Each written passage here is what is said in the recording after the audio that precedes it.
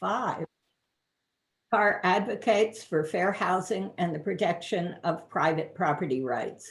We provide resources, tools, and technology to our members so they can achieve expertise in serving the needs of customers and clients like you. Included in your handouts for this session is CAR's 2021 third quarter home sales report. This report covers housing metrics for the greater Charlottesville area as a whole and our specific localities, the city of Charlottesville, Albemarle, Fluvanna, Greene, Nelson, and Louisa. We hope this report is used as a resource as we continue to address and seek solutions to our region's housing challenges. This report is complimentary and available at any time on our website, car.com. If you have a question about today's market, contact a realtor today using mycar.com for residential properties and cvcmls.com for commercial properties. They have the expertise, tools, and local insight you need to make the best real estate decision. Thank you. Thank you, Pam, and I'd like to thank CAR again for their generous support of this session. And we're going to go ahead and I'm going to quickly introduce our three panelists for today's session. So first, I'd like to introduce Colleen Fisher, who is the Executive Director of the Council for Affordable and Rural Housing, Jonathan Knopf, who is the Senior Research Associate at Housing Forward Virginia, and Jesse Rutherford, who is on the Board of Supervisors of Nelson County, as well as the Chair of the Thomas Jefferson Planning District Commission. I'm going to drop their full bios into the chat for everyone to peruse, but with that, I am going to hand it off to our moderator, Keith Smith, the chair of the Central Virginia Regional Housing Partnership. Keith. Thank you, Ian. I appreciate that. Hey, thanks everybody for joining us today for our second installment. I hope this will be a very educational conversation.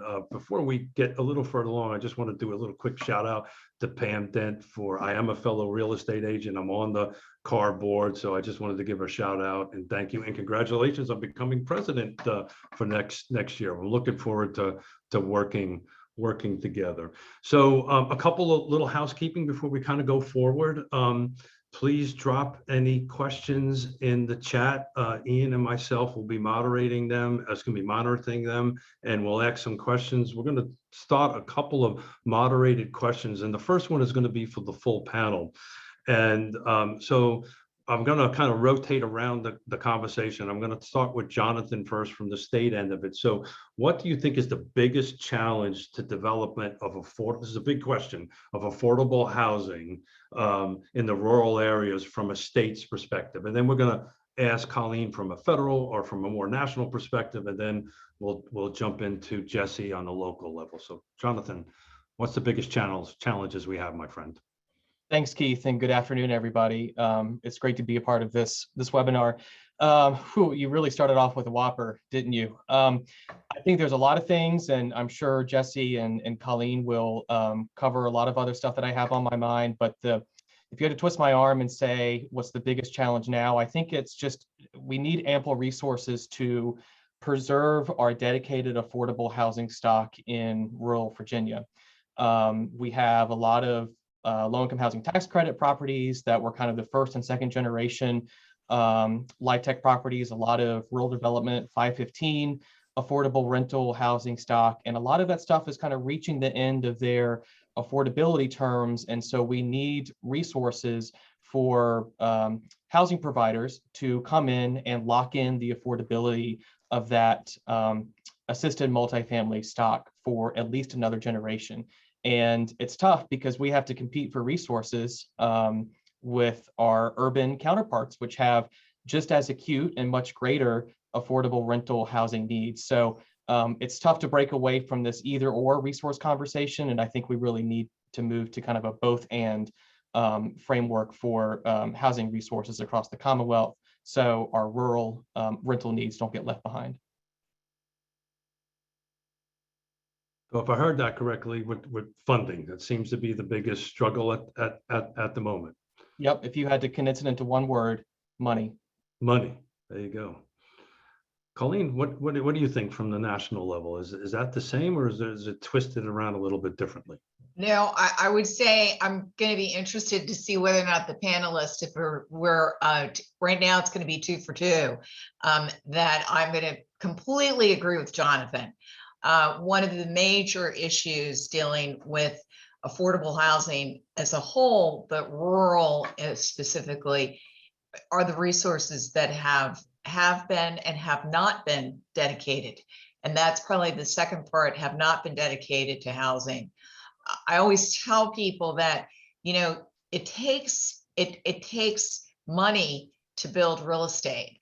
And anybody who thinks that, multifamily can be built with sticks and bricks and that there are not things that need to be done, is crazy. And that multifamily affordable, it requires just as much money as the conventional side does. And one of the things that we have been focusing on is obviously from a national perspective, there is a partnership obviously on the tax credit side and the bond side because of the preservation issues, but also from the funding aspect. One of the other problems that people think right away is that when you talk about funding for affordable housing, you think of urban and you think that, oh, well, the HUD department has so much money. Well, people forget, and you have to remind those committees that have jurisdiction over the affordable rural sector that, wait a minute, you have another agency that is responsible for the funding and preservation of the rural portfolio. And that was done for a specific reason. I mean, it was done because of the fact that the 515 program, when it was first started, was mortgages for farmers. And then, the program evolved. And so it stayed at USDA. Our members have thought that it should stay at USDA for a long time. And then you have different funding committees, and that's a whole nother subject into itself. And so, it's an identity issue that we have had to deal with. But I think over the course of certainly the last year, the committees that are responsible on the authorization side have realized that rural has been left behind. And in the discussion of the infrastructure packages, the Build Back Better Act that hopefully will get passed by Congress. And when I say this, don't everybody fall off the chair, before the end of the year, that we've got some money that will be allocated for preservation purposes for rural. And the fact that the committees have realized that we've been forgotten. And I could go on, but Jess, I think it's your turn. It's my Well, turn. Jesse, seems like we got two for funding. I know where you're going because I know you well enough. So take it away. But before you do, just for those who are watching and for our other guests, the Regional Housing Partnership actually consists mostly of rural counties, right? It's just the city of Charlottesville and the urban ring of Albemarle County, but the rest of the jurisdictions are rural. Jesse, take it away, my friend. Absolutely. And I'm also a proud member of CAR as well. So thank you guys for having this meeting with us today. I'm a government guy. I'm also private sector, and also specifically in the manufactured housing world. I kind of can bring a few different perspectives. Money's always the easiest thing that we like to say. And I'm not targeting, but it's one of the first things I always hear in government and any committee that I participate in. I think some of what that detracts from is so much of the low hanging fruit, especially in the rural context, that we're missing out on. For the record, affordable housing was an easy topic in rural Virginia, like circa prior to the 1990s. It was not an issue. If you wanted an affordable home, you could go get 20 acres and an affordable home. What happened since then is we added some fancy groups called regulators, and some of that was for a good reason. Health and safety of homes is very critical, and I think that's a very important aspect. Some of that got a little bureaucratic. Some of that got taken over by lobbyists and adding in certain requirements for the construction of a home. Some of that just you can't add regulation and expect it to get cheaper. And so in the last 15, 20 25 years, we've seen the collapse of affordable housing in the rural area. I think that there's definitely some low hanging fruit as it relates to zoning reform, or some certain by right density. As we know, in the urban context, you can't use the word affordable, and it's the same in the rural, without the word density following it. And I know that makes a lot of people uncomfortable, but it's just a fact. I look at it from the regulation side. I look at it from the Dodd-Frank side. A lot of people don't talk about the impact on affordable housing since Dodd-Frank. Good intentions. 2008, we learned a lot. We learned that we were definitely giving people loans that shouldn't have been getting loans and putting them in circumstances that should never have happened.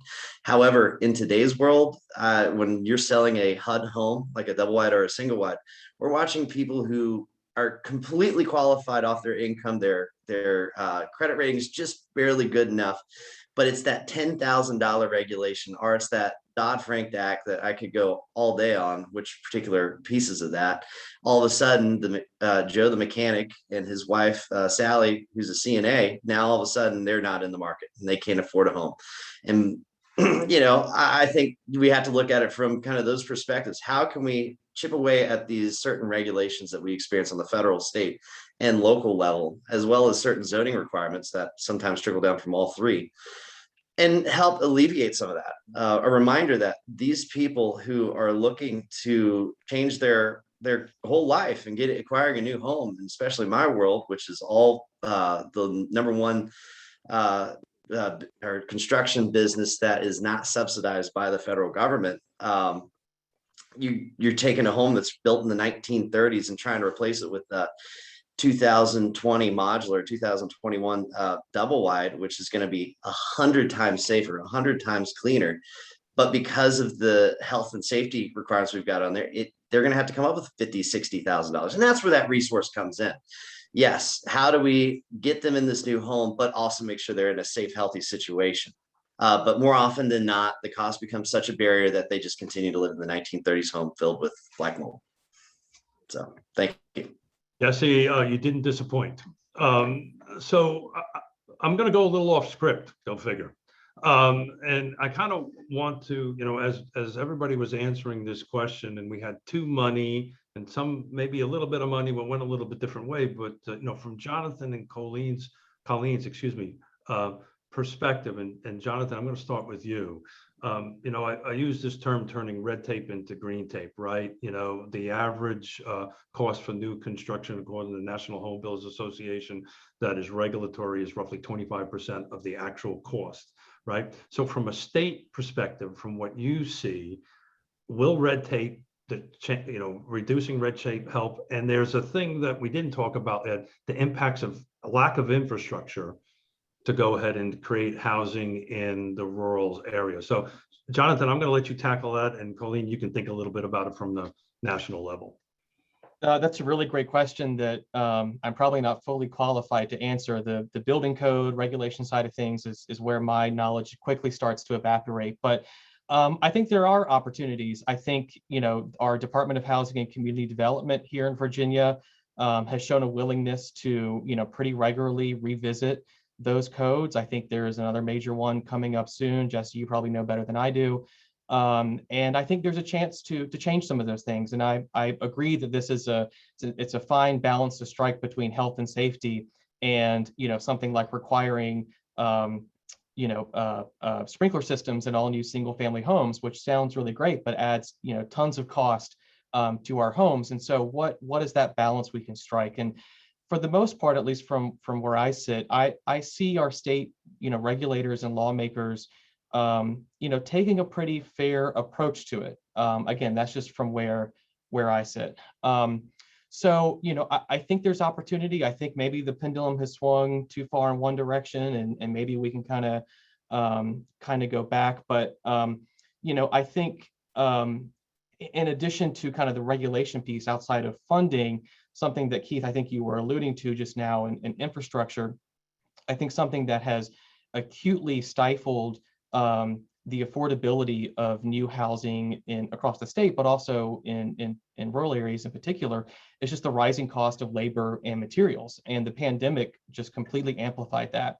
And I don't really know, when those costs might begin to level out or even out, or if they will ever get down to a point that, building something in a relatively isolated market or community is going to be affordable on its own without some significant changes or significant ways to reduce costs. Now, I think if anybody was at the governor's housing conference last week, you probably heard a lot of talk and maybe visited the booth on 3D printing and other things. And so, the state is kind of interested in these innovations, but I think one thing that I want to make sure gets across today is, we don't need rocket science or fancy things to solve some of these issues. In many cases, it's just dedicating the right funding and fixing our existing policies and regulations, especially zoning and a lot of things Jesse talked about, to make things work, and try to get the economic side and the supply chain side and the labor market side at least moving in the right direction to correct some of the paths we've been on for the past couple of decades.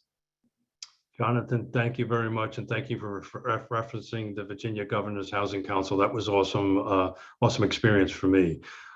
Colleen, from a national level, in the conversations you're having, is like infrastructure on the, I know we're talking funding is number one, but how is these other topics being discussed at a national level?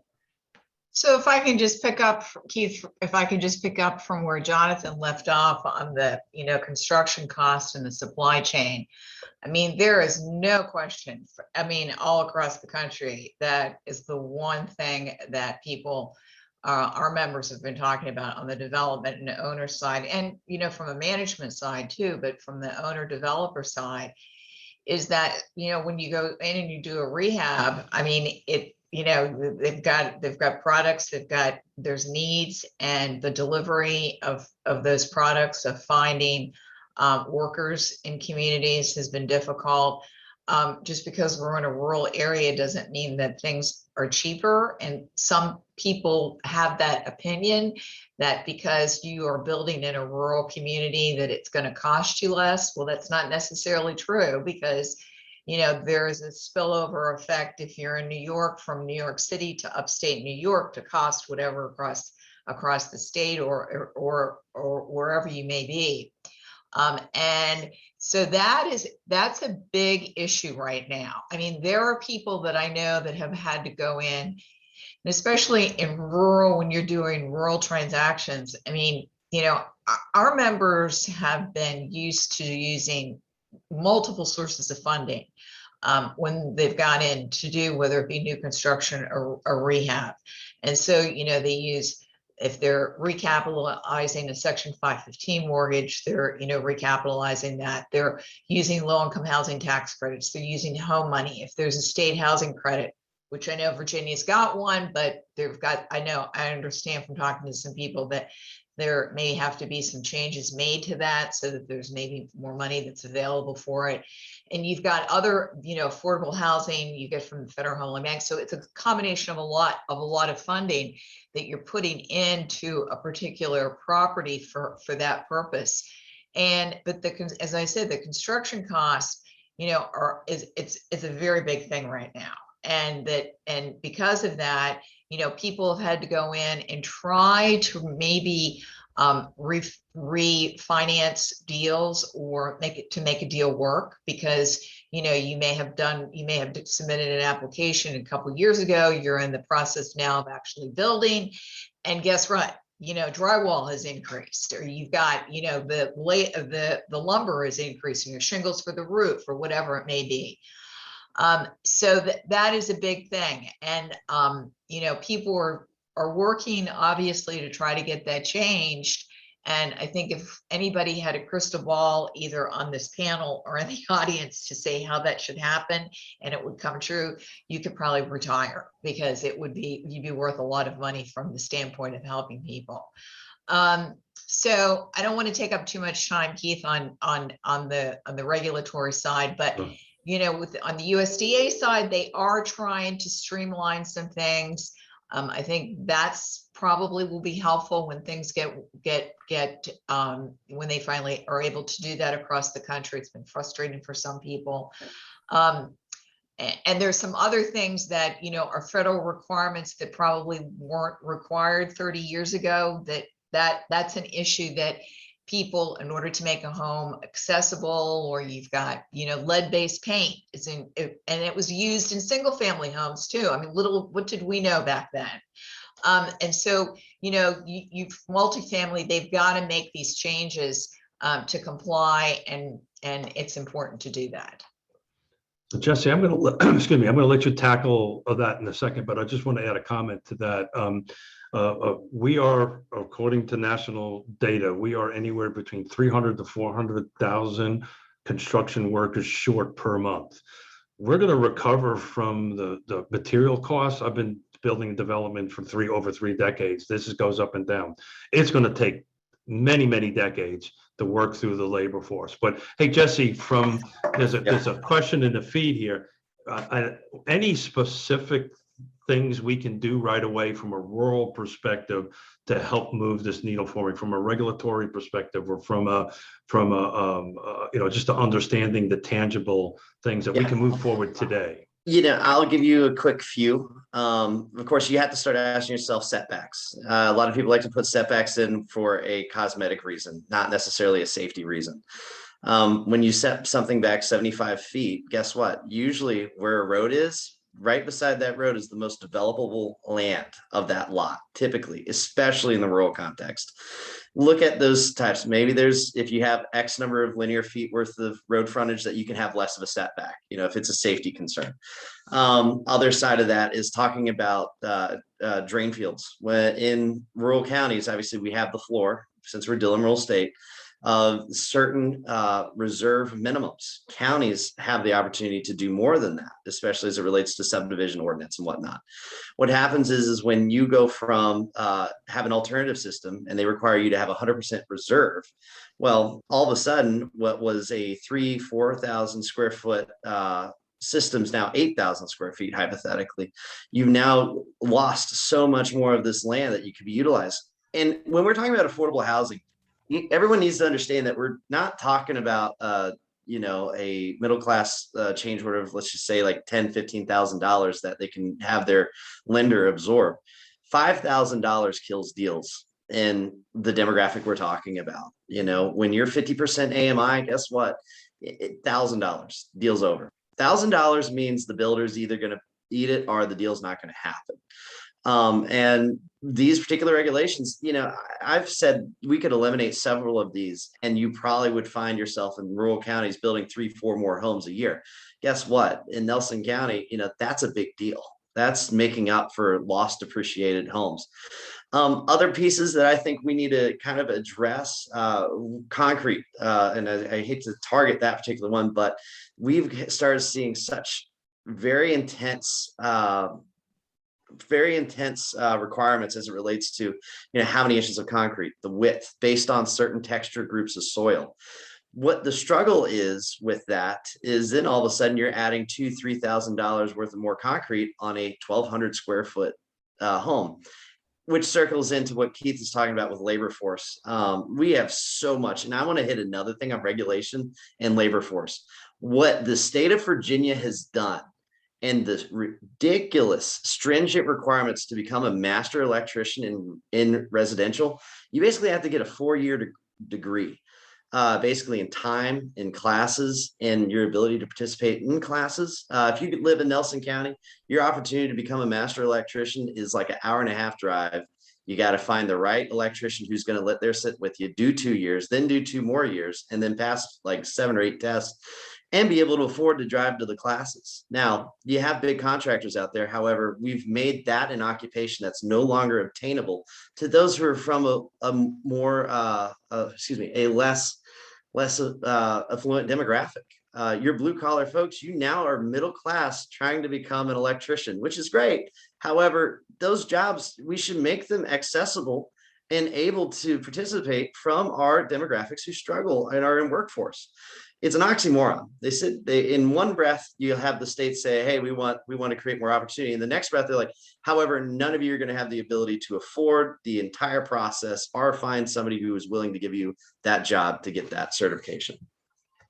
Thanks, Jesse. So I'm going to go with another big question here and I'm going to kind of do this as a toss up. So whoever wants to jump in first, other than you, Jesse, because you went last. So it's either Jonathan or Colleen wants to jump in. So it's been reported by the Housing Assistance Council that there's a substantial overrepresentation of substandard housing. I'm going to say that slowly, substandard housing in the rural areas versus the urban areas. Two-part question. Why do you think that is? And how can the Regional Housing Partnership help fix that? So either Jonathan or Colleen, whoever wants to jump in first, please do. Colleen, it's you. Yeah. Okay.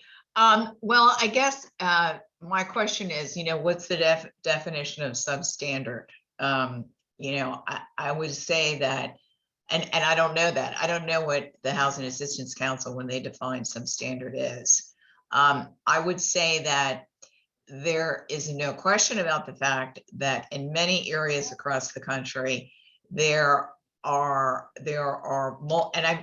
am talking strictly from a multifamily perspective, which is what our members do, that there is a need for recapitalization, and that there is a need to make rehab and to make necessary repairs on housing that is older.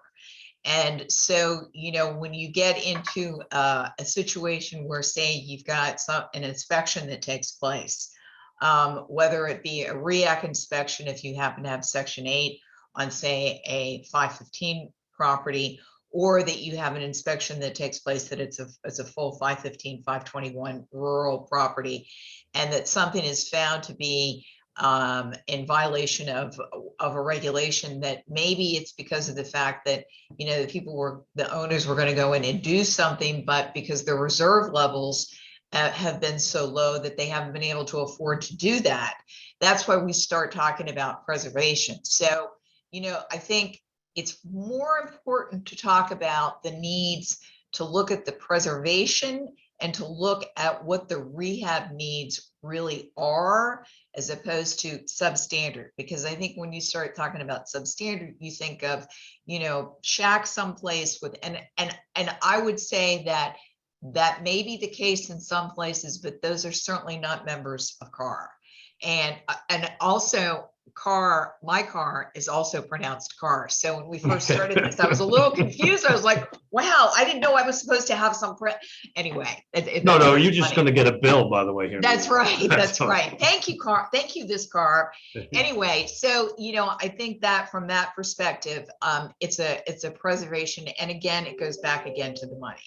Yeah, so maybe from a multifamily perspective, it's Right. a building that was built in the 50s, Right. that is an ADA compliant, Correct. right? We want to me, that's substandard, and we want to bring it up to the standard. So we could do that. And at the time, Keith, I said, earlier, is that, it was because of the fact that, at that time that the building was built, you didn't have to do this, that it wasn't part of, if you looked at a commercial, a market rate unit, you'd probably see the same issues. For instance, and I'll be real quick on answering this, it was really interesting. Someone told me a story about years ago, USDA did not allow air conditioning in Arizona. Now, seriously?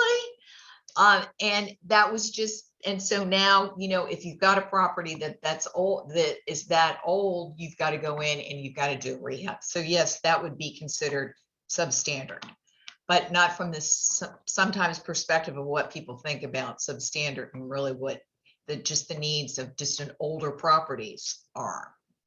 Jonathan, you look, you're chomping at the bit. Maybe a little bit. I'll try to talk about some of my perspective on the single family side, maybe. Sure. And the ownership market.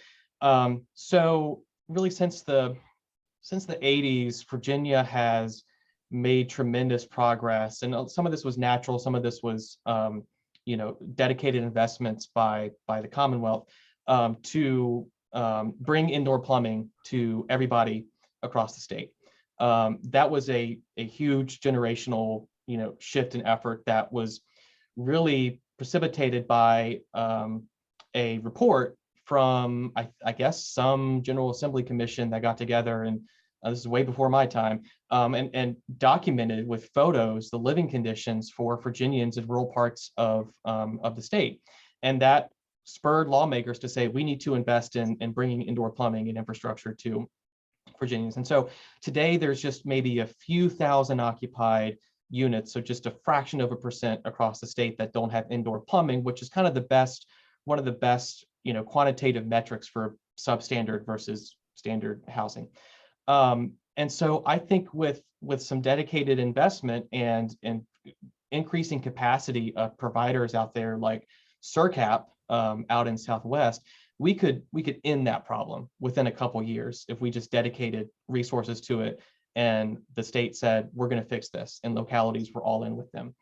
I mean, it's at the housing conference, Keith, again, I think if you went to lunch, you saw the awards ceremony, and there was an award to SERCAP for, programs to bring indoor plumbing to people. And just seeing the images in 2021 of fellow Virginians living in their homes year round without indoor plumbing is so incredibly frustrating. That should not be a reality that we are okay with. Same for homelessness. So I think there are some relatively low-hanging fruit things to fix in terms of substandard housing. But Keith, the second part of your question was, how can the regional partnership help? And I think the funding thing can come from the state and from existing federal resources. But one thing that I think is challenging for policymakers and people like me on kind of the outside is understanding the scope and the scale of the problem. And like Colleen was saying, trying to define what substandard is. And there's not a lot of good data sources within the census or American Community Survey or whatever that help policymakers and advocates understand the quality and condition of our existing housing stock. But something that is done occasionally in the state is a windshield survey of housing conditions for a particular community or locality. Most recently, I think James City County down on the Virginia Peninsula hired Virginia Tech and maybe another consultant to go around and do a drive-by census of homes in the county. And they had a little grading scale for, at least on the outside, what they could see. And something like that, at the end of the day, doesn't cost that much, but it could be a really effective tool in at least communicating with local elected officials and with your representative state lawmakers to say, look, here are some hard data on the conditions of the housing stock in our rural communities and our rural neighborhoods. And we can kind of estimate what these needs might be. And so just trying to gather more information and paint a clearer picture of the housing quality needs in any given area, I think is something that is absolutely within the wheelhouse of a local or regional partnership. Thank you, Jonathan. One of the things exciting me about doing these fall events and these speaker series, for those who are watching who do not know this, the Regional Housing Partnership is about to begin its strategic plan moving forward. And these conversations we're having are super important to help us formulate on what we're going to be, where we're moving. Jesse, I know you've been chomping at the bit for to answer this question. You want to tackle it? You want me to repeat the question? Have you got it? I got it. I got you. So, I think one thing that we do a really bad job on is defining what substandard housing is. So if we go by what the state defines it as, it's anything that's not really IRC compliant. So what does that put? That puts 60 to 70% of homes in Virginia in substandard housing to some level or not. I had a friend who lived in Manchester, Richmond, didn't have insulation in his walls and paid $2,000 a month, and it was normal. And substandard, right? He has no R15 in his walls. He's missing the blown insulation in the ceiling. However, it still exists, and that's fine. That meets some level of safe and healthy environment for him to live in. When we kind of talk about the resources of how to do that, I'm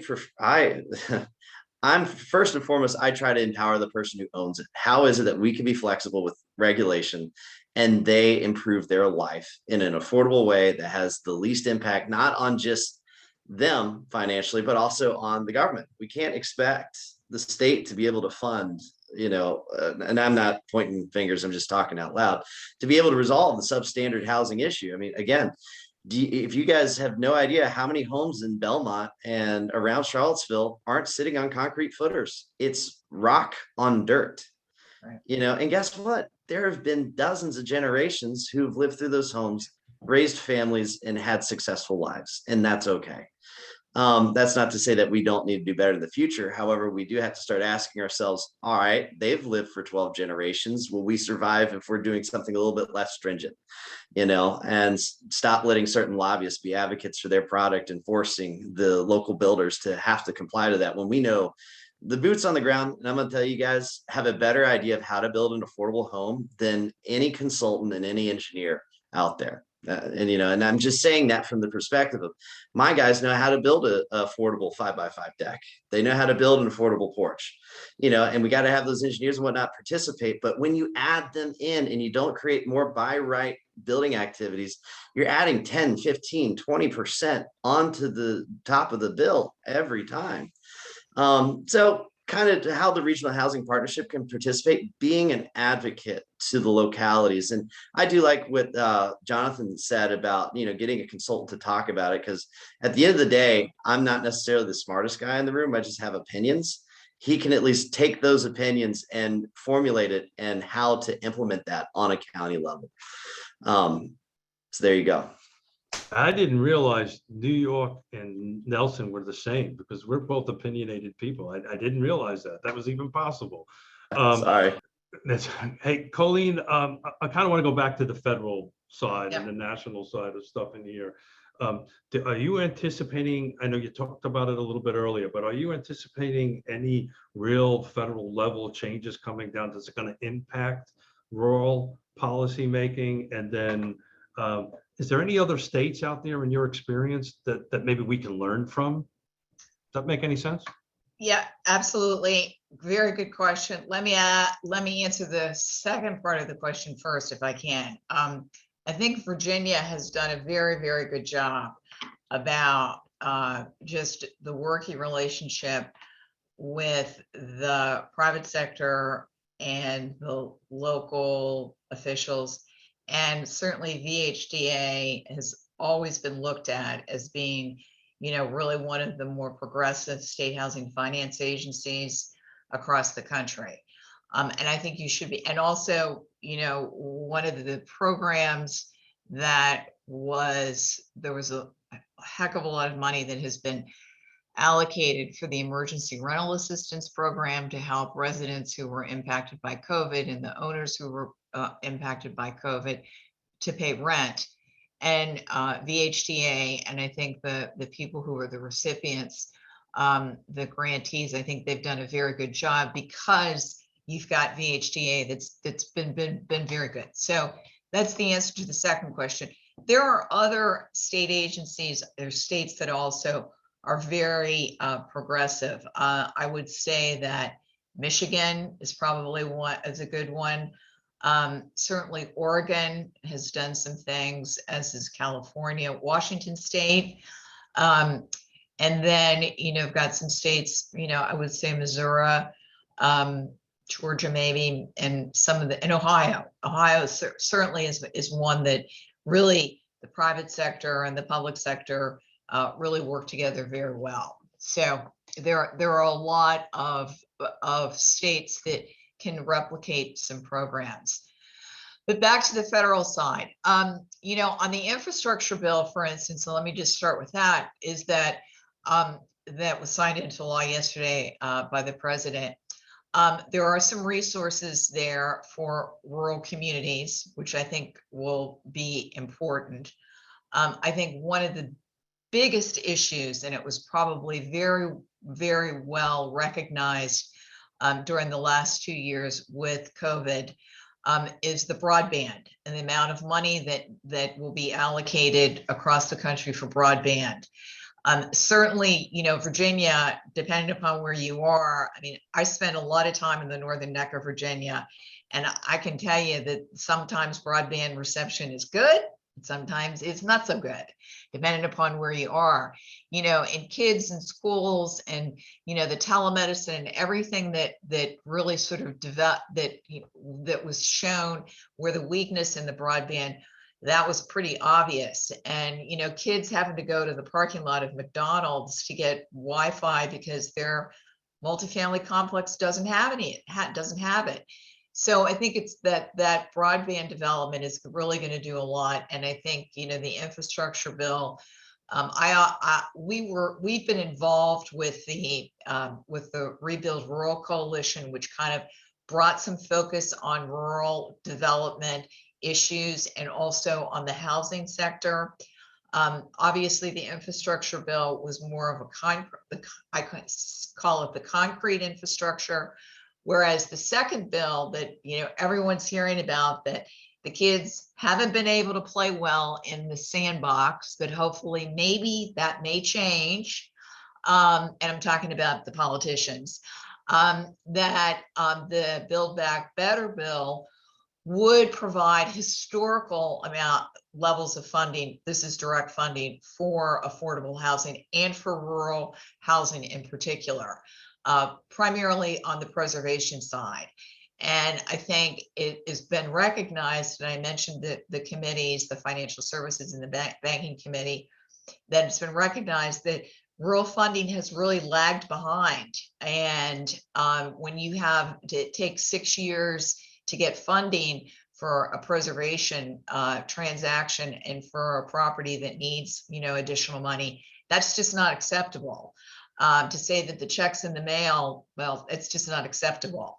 And so, with the money that hopefully will come forward, it's been reduced from when the bills were first introduced on the House side. We'll see what happens when all of the CBO estimates come out at the end of the week. There's some stuff that dealing with the housing credit program that will obviously be helpful. Obviously, the flat 4% that went into effect last year has been helpful. So, I see some incremental changes, but I think there's no question about the fact that we could be on the stage to really help rural properties across the country. Thank you. Jonathan, I'm going to take it into the state level here. Kind of the same question, and I'm going to try to weave in a little bit of a couple of questions from the feed into this. But, what is the Virginia specific trends that are moving forward to this? And do they coincide, or do they come up against some of the federal policies and that Colleen was talking about? And then in the back of your head, there's a great question in the feed about utilizing community to grow the fund community development, local community development. So you might want to take the first one, and I'll do a little bit better rewording the second part when you tackle the first half. I'll see if I can kind of weave some thoughts together in a coherent manner, but no promises.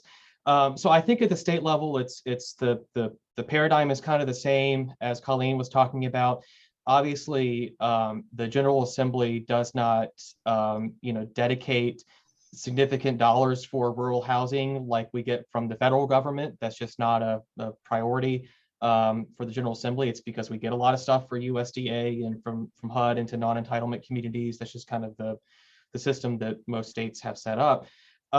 So I think activity at the state level is perhaps more focused on how can we make sure that existing programs, whether it's the low-income housing tax credit program, DHCDs, affordable and special needs housing, rental housing development program, are kind of existing toolbox of state resources and housing programs. How can we make sure they are being fully leveraged in rural areas, and that rural housing providers don't encounter any major obstacles if they want to, bring a certain type of state investment into their community. I think one example of a really transformative opportunity that the state makes available is a program known as the Vibrant Community Initiative, which is a major investment that is combines both DHCD and Virginia Housing Resources to help a transformative project, get off of the blueprints and into the ground. And these are major affordable housing community development projects that generally, for the most part, have only been applied for from major metro areas. I think one example counter to that trend is a housing development in Montgomery County on Price's Fork Road or something kind of right outside of Blacksburg.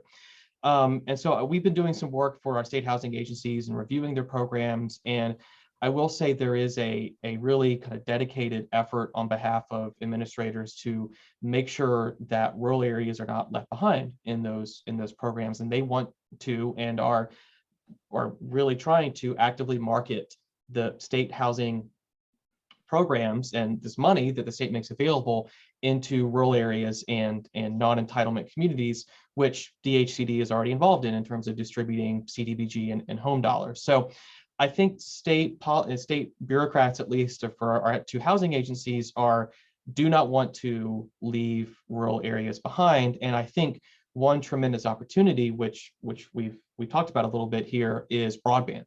So at the last, in the August special session, when the General Assembly went in to, figure out how to spend all of the state aid that came in through the American Rescue Plan, broadband was, one of the big ticket items that they decided to invest in. And I think we are quickly seeing, as Colleen was alluding to, that broadband really is kind of a restrictor plate on the housing opportunities in any given rural area, and even in some urban areas. So I think broadband may be a really good foot in the door to help the state understand, this is a really good piece of infrastructure we need, but we need to make sure it's delivered and wrapped into the housing investments needed to make sure that broadband actually accesses homes and is affordable to people living in those homes. So I think overall the state is moving in a better direction. I don't think there's any huge major resources that the state is making available whole cloth, but I hope and expect a better integration of existing state programs into rural areas over the coming years. Thank you, Jonathan. So a little bit of housekeeping here. We've got a hard stop at 12:55. One of the great things about being a very busy Planning District Commission is we've got a lot of requests for the Zoom feed that we're on here. So look, we got about 5 minutes or so left. So if those folks who put questions in there, thank you very much. We're going to archive them and we'll do our very best to try to answer them a little bit later or bring them up in a future thing. I want everybody to brush off their crystal ball for this next question, right? Everybody loves a crystal ball question. So Jesse, I'm going to start with you. We got 5 minutes. If you can keep it in about a minute response, minute and a half response, I'd appreciate it. So if you brush off your crystal ball, what does the next decade, what does the next 10 years look like to you as far as housing, for rural housing policy? Where can the RHP fit in it? I know it's a lot to fit in a minute and a half. What is it, crystal ball, what does this look like to you 10 years from now? What are we going to be talking about 10 years from now? Are we Sure. gonna get this done? Yeah, I'm going to do this fast. With the work from home concept coming about, I expect that we're going to have even more difficult of a housing crisis upon us, because you're going to have people who are going to have more expectations in their home. That's ranging from affordable all the way up to high end. I think in 10 years, we're looking at having kind of a very massive crisis. I expect that Virginia, if it's not careful, will start having a European model worth of lack of affordable housing if we keep the same trend that we do. And we got to start getting some developers dropping some 100, 200, 300 unit subdivisions in the area in order to start absorbing some of that growth. We're a growing area with not more housing supply. RHP should be able to participate in how we can start addressing those things. Let's get somebody in here. Let's start going directly to those local board of supervisors and being an advocate in state assembly and the federal assembly. Look at you. Well done, Jesse. Colleen, same thing. I mean, what does your crystal ball look like, from a national level? What is it going to look like 10 years from now? And before you answer the question, I don't want to answer all the real estate agents, and I can answer only from my personal experience and my wife's experience, who's also a real estate broker. The number one question we are asked is always about broadband. Right. It's not about water. It's not about sewer. It's not about schools. What is the broadband? Right. So, obviously I always look at a glass being half full versus half empty. So I'm going under the auspices that the kids in the sandbox are going to get together and we're going to see some historic programs, which I think will lead to helping on the rural affordable side. And I think that people I caution that because you are going to be looking at people who are currently living in urban areas who want to move to rural America if the broadband is there so that they can work remotely, which does then put pressure on local planning zones in terms of, you know, the ability to have single family versus multifamily. And so that's got to be, there's got to be some kind of an equal, you know, there's got to be some kind of a middle ground there. You know, broadband, I think you're absolutely right, Keith. I mean, that seems to be the issue. And I think at least part of that has been solved, resolved, I hope. And I hope that once the money starts to come out, that it will actually help in terms of the development and bring broadband, great broadband to the rest of the state. And I mean, obviously you've got somebody like Senator Warner, who's very familiar with broadband and I think, you know, you've got people who understand the importance of it. So, and the cooperation hopefully is going to continue with obviously the private sector. I mean, public-private sector development and ownership is really important. And I think, you know, obviously our members are willing to do that. Thank you. Jonathan, we got a little less than 2 minutes to wrap up. Can you tackle it? Yeah, I'll do my best. So I think, you know, reports of the death of the city during the pandemic have been greatly exaggerated, maybe. And so I think we're going to continue to see most of the population growth and activity in the state in the urban crescent and in cities and the suburbs. However, I think what the past 18 months have shown is that reports of urban area demise are maybe a little more exaggerated. In fact, the market in the country with the fastest growing housing price growth was Boise, Idaho over the past year. And some of the highest growth in home prices in the Commonwealth have been in rural areas, especially counties that are adjacent to well-off metro areas. So places like Northern Shenandoah Valley, New River Valley, even parts of the Northern Neck and Eastern Shore. Tons of people are moving there into areas with very limited inventory and stock. And so I think those areas in rural Virginia, they have a decision to make. Are they going to say, we're going to invest in ourselves, we're going to try things new, we're going to relook our zoning and our regulations, and we're not going to be afraid of the words affordable and density, and try things like new manufactured home communities, try things like, you know, denser subdivisions, rethink setbacks. Don't be afraid to go bring in new state resources that you might have never thought of before. Those are the areas that will thrive in the coming decades and the next generations. I think areas that don't do that and sit on their hands and try to maintain, you know, exactly what their community is and encase them in amber, I think those are the areas that will unfortunately see decline. So I think organizations like the Regional Housing Partnership will play an important role in making sure that rural localities avail themselves of resources, think outside the box, and really position themselves into a good place for the rest of the century. Jonathan, thank you. I'm getting texts to hurry up and wrap it up. So Jonathan, thank you for your time. Colleen, thank you for your time. Jesse, thank you for your time. Just a little FYI, on January 20th, we're going to tackle the missing middle. For those local folks that are here, the city yesterday adopted its new comprehensive plan, which incorporated some of this missing middle. So we're going to have a great discussion about that. Come see us on the 20th. Thank you for everybody who joined us. Thank you for staff. Thank you for Thank you guys. Thanks for having this. Thanks, guys. Thank you all. Thank Bye. you.